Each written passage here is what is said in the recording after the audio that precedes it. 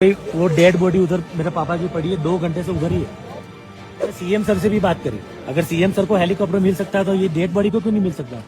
Police को phone किया, police नहीं आई। बच्चे पर लोग गिर रहे थे, डंडा लेके एक दूसरे को मार रहे थे। बिल्कुल भी व्यवस्था बिल्कुल खराब है। उत्तराखंड प्रशासन बिल्कुल भी व्यवस्था नहीं की आम लोगों के लिए।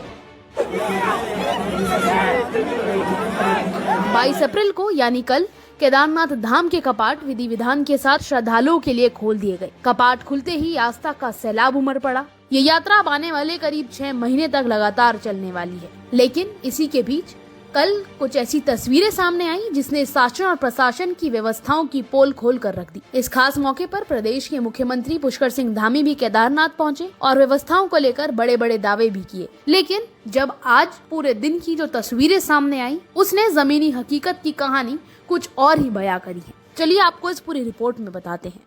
दिन भर सामने आई तस्वीरों में अव्यवस्था की झलक साफ दिखाई दी। हजारों श्रद्धालु लंबी कतारों में जूझते नजर आए, तो वहीं कुछ जगहों पर हालात ऐसे भी थे कि लोग 8 फीट ऊंची रेलिंग पार कर आगे बढ़ते दिखाई दी, जो सीधे तौर पर भीड़ नियंत्रण पर सवाल खड़े करती है। भीड़ इतनी बेकाबू होती दिखाई दी कि कहीं जगहों पर भगदड़ जैसे हालात बनते नजर आए। धक्का मुक्की, अफरा तफरी और श्रद्धालुओं की परेशानी, ये सभी तस्वीरें व्यवस्थाओं की तैयारियों पर गंभीर प्रश्न चिन्ह लगाती हैं।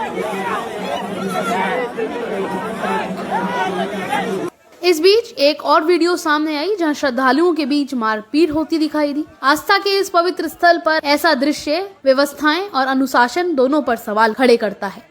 वहीं सबसे संवेदनशील मामला गुजरात से आए एक परिवार का सामने आया, जहां एक व्यक्ति की तबीयत बिगड़ने के बाद हार्ट अटैक से मौत हो गई। परिजनों का आरोप है कि समय पर स्वास्थ्य सुविधाएं नहीं मिल पाई, जिस वजह से स्वास्थ्य व्यवस्थाओं को लेकर भी बड़े सवाल खड़े हुए।